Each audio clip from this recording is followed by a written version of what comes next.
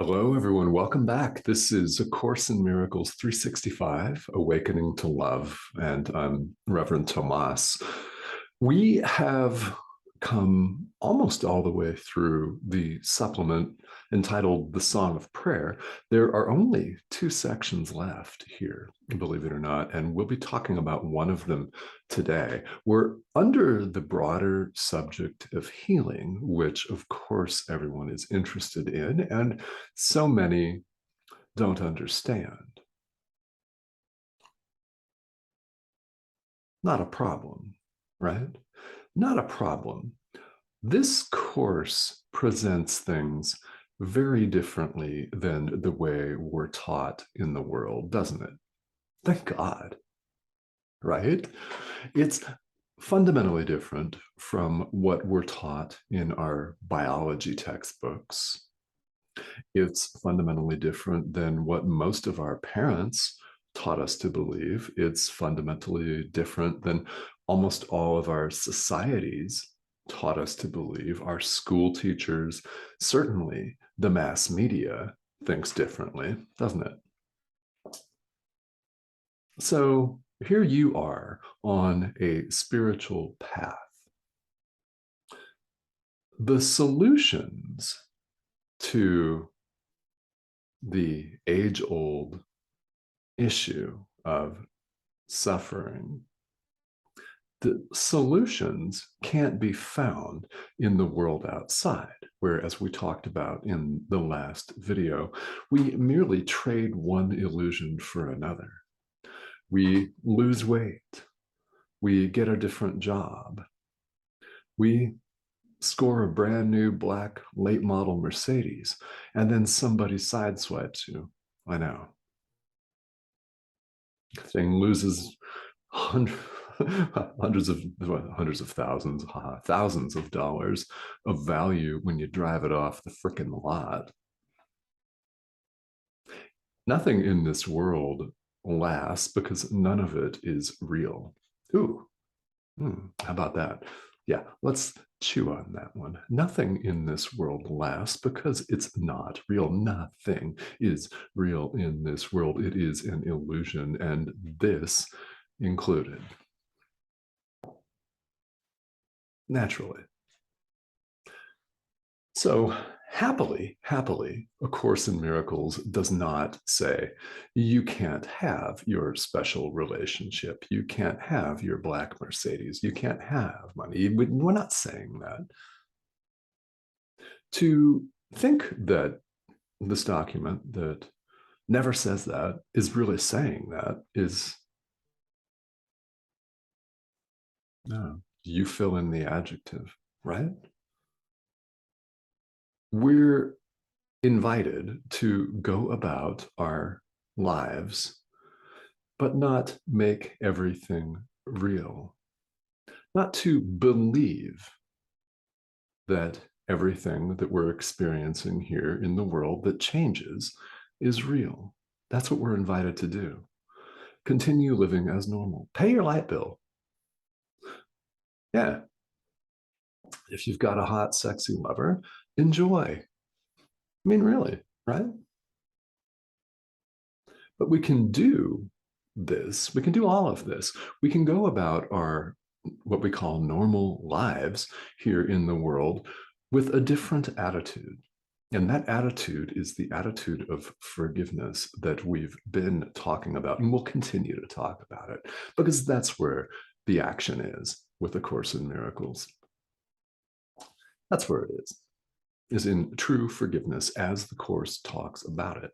So we talk here on these videos, and there's plenty of other supplemental material out there, videos, written works about the attitude of forgiveness, what true forgiveness is and how it differs, how it contrasts from forgiveness as the world sees it. So right here in this particular video, there's a section of the Song of Prayer under the healing headline and under the section of healing called Separation versus Union.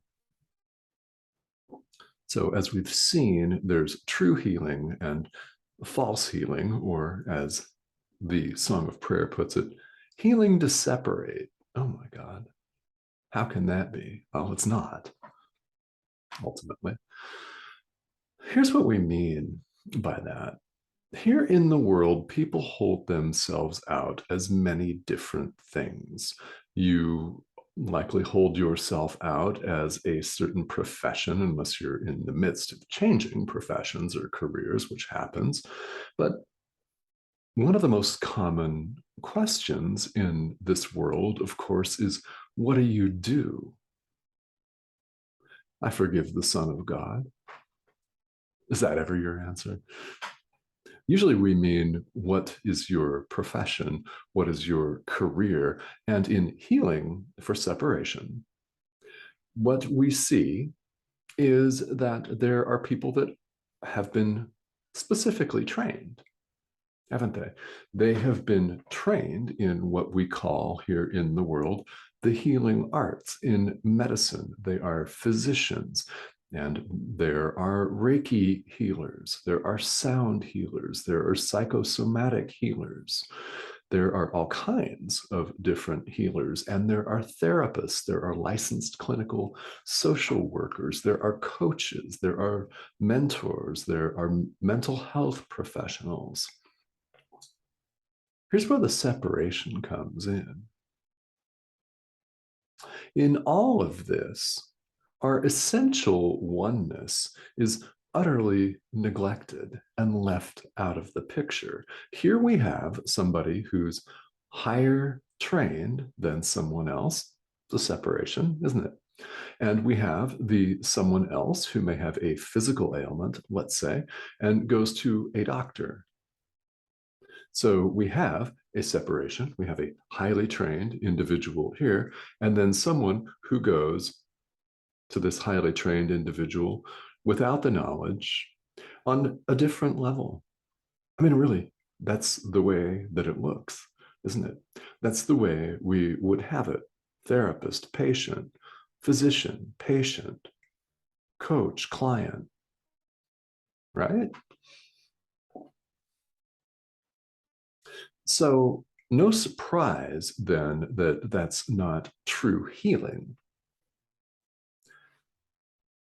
The physical body, remember, is an illusion. Now, that is often healed in this process, isn't it? You go to a physician, that's the aim and the purpose to maybe, if it's not known already, diagnose the illness and apply a healing technique, whether it's a surgery or a series of medications or a prescription for an exercise regimen or all of the above, whatever that looks like.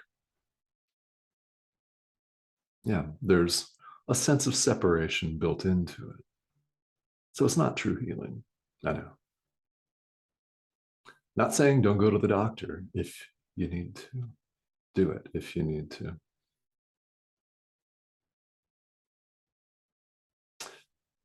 So, true healing operates on the level of the mind, cause.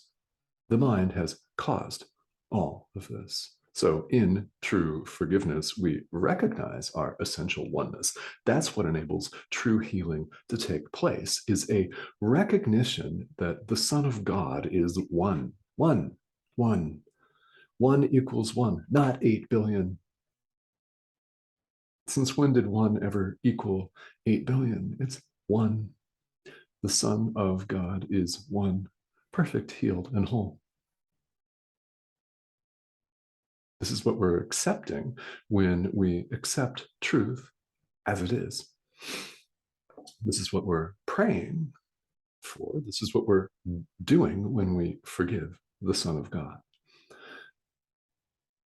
We're one, and recognizing that allows an opportunity for true healing to occur. How do we make sure that it's true healing? We're not the bringers of the healing. We step back. We're not the prophet. We're not the healer. I'm not the healer, Reverend Tomas Garza. That's a collection of words. What you see before you is indeed a projected image on your screen. Now, the voice that's talking to you is the voice for God. That's what we're all responding to when we watch a video about A Course in Miracles. That's what we're all responding to when we start out on the path of spiritual practice, isn't it? There's some voice deep down within us that we really can't place, especially at first, right? Sometimes we don't even know why we're starting out on the path, just that we're compelled to do it. Listen to that voice. The Holy Spirit brings healing. I don't bring healing. A physician doesn't bring healing. A Reiki master doesn't bring healing. So how do you make it true healing? Remove your ego from the cause of healing. I'm not the healer. My inner teacher, the Holy Spirit, heals. How does it happen? Ask your inner teacher, ask the Holy Spirit what you should do for this particular person. Ask what you should do in this situation and accept the Holy Spirit's answer, which may be, by the way, completely different than what you might think, or it might be exactly what you might think. It only appears different every time because individual people, of course, there are no individuals, but people here in the world appear to have different needs, don't they? If you're a physician yourself, they appear to have different ailments. If you're a therapist, people coming to you have different pieces of work that they want to work on. They have different challenges, different things that they're dealing with. It's only the outward form that appears to differ. The content is exactly the same. We don't make ourselves the healer. I am not a healer, Reverend Tomas Garza. Not a prophet, none of that. So please don't put me on that pedestal. Thank you. My inner teacher is the healer. The Holy Spirit heals.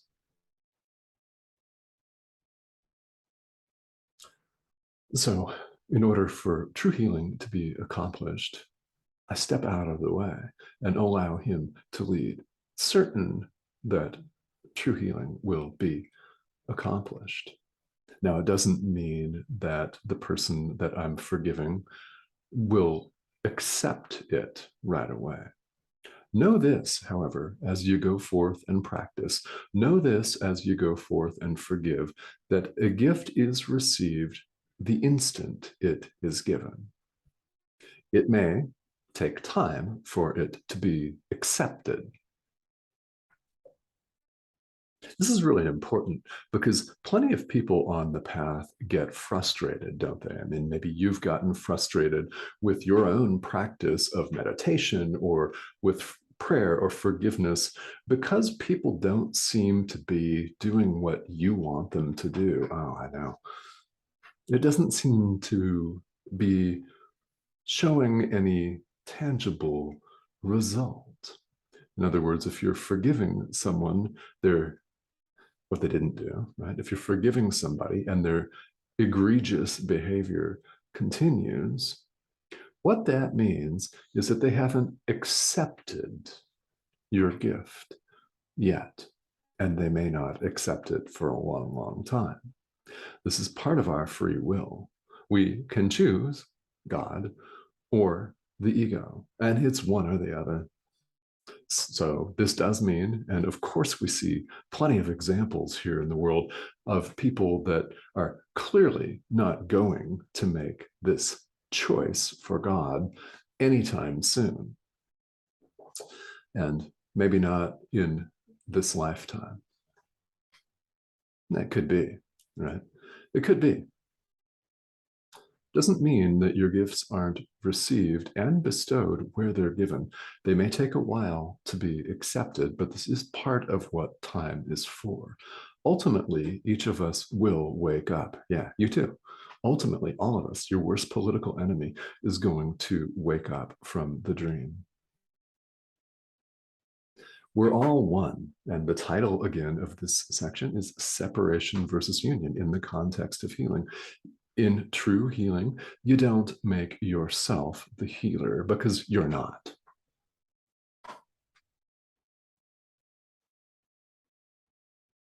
Really, you're not. The Holy Spirit is.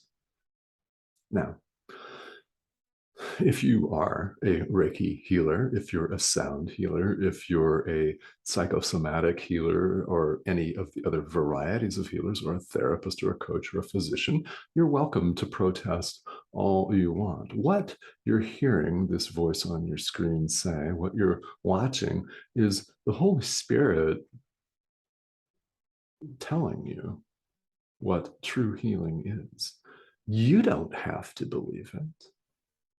However, because you're watching, there's a part of you that's compelled to listen to this message.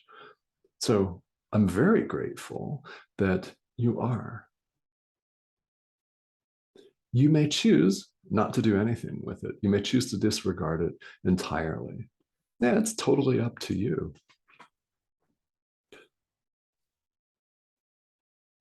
What's going on from the standpoint of this image that known as Reverend Tomas Garza is I'm turning on the camera and microphone and sharing A Course in Miracles with you. That's my goal, mission accomplished every time. I am not the healer, so understand that I am not trying or striving or straining in any way to bring about any effect on your life in particular. I'm not invested in that. I'm sharing this information with you. Mission accomplished. Because you are thinking about it, and a number of you are students and practitioners of this material. So if you are, fantastic. We need to hear things, dozens and dozens, likely, really, for most of us, because we're stubborn adults. Everybody is, right? Thousands of times. We need repetition. It's built into this material where every section, this is holographic, it's completely holistic here, this course. Every single individual section contains the whole thought system. Every single one. Therefore, we could very well repeat ourselves dozens and dozens of times. Here's why I do it. I don't know who's watching. You are, but I don't know who else may be watching, and I don't know what's going to come out of this image's supposed apparent mouth that you need to hear today.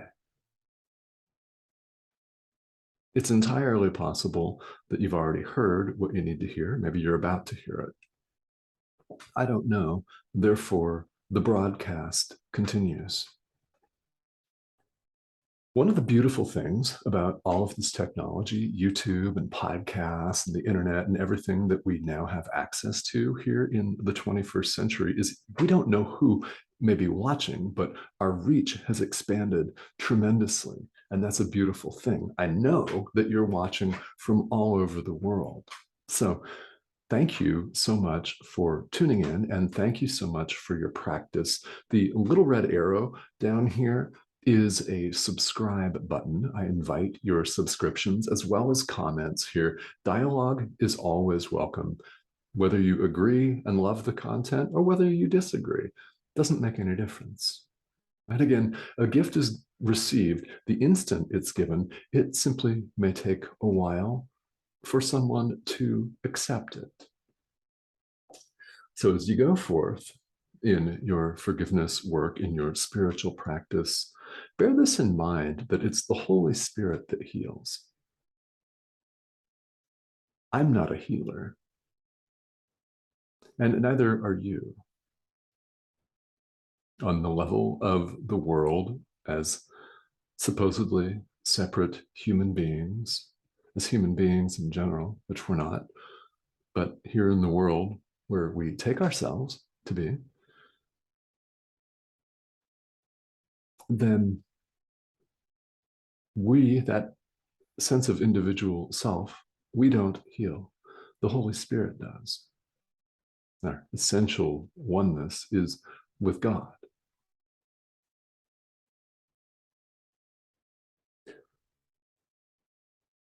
As always, there's a lot to consider here. So I invite you to do that wholeheartedly, honestly, and thank you so much, as always, for tuning in here.